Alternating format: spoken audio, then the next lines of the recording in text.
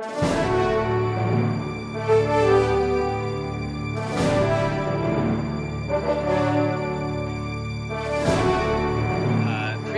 meet at Lewis in October, excuse me, and she won that with relative ease as well. So Kurgat certainly one of those ladies coming back after a third place finish last year. We really expect to see her challenging for the win. We're starting earlier today. The races were originally scheduled to get underway at 10:15, but well, the inclement weather is kind of already settling in at this point. But by the time that we had originally scheduled to race it, I figured the weather's going to be pretty nasty. So you see our fans lining the course. We will try to get you that lead runner when we get that information.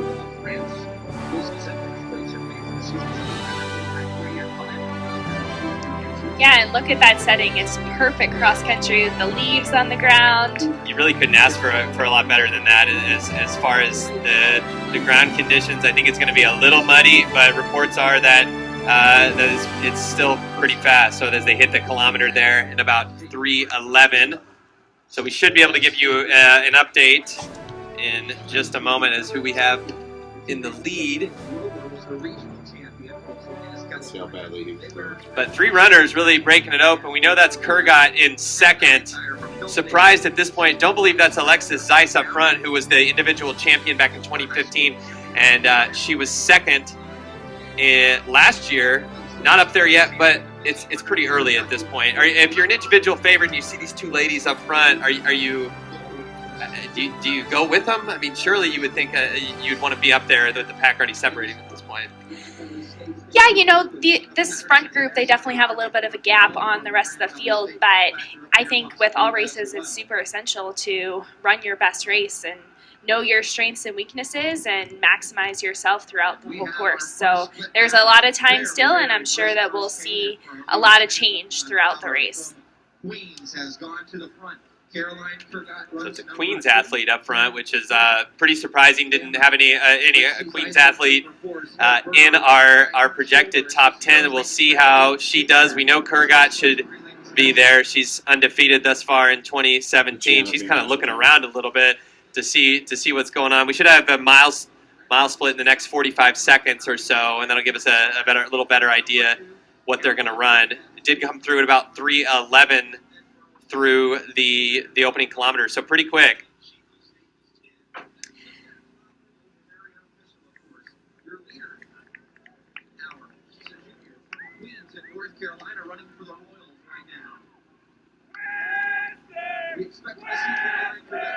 So here's some fans starting to get pretty amped up as they come past our truck on this top side of the course.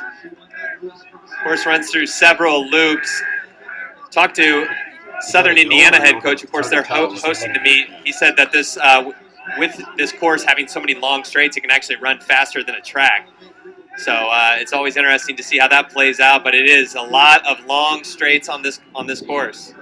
What was the gap between Hannah and first place time-wise? Not much. I mean, she kind of... Yeah, it was nice. It was projected to rain all night, and it didn't end up happening. So they got a little bit lucky out there. The course is going to be a lot firmer than what they initially expected.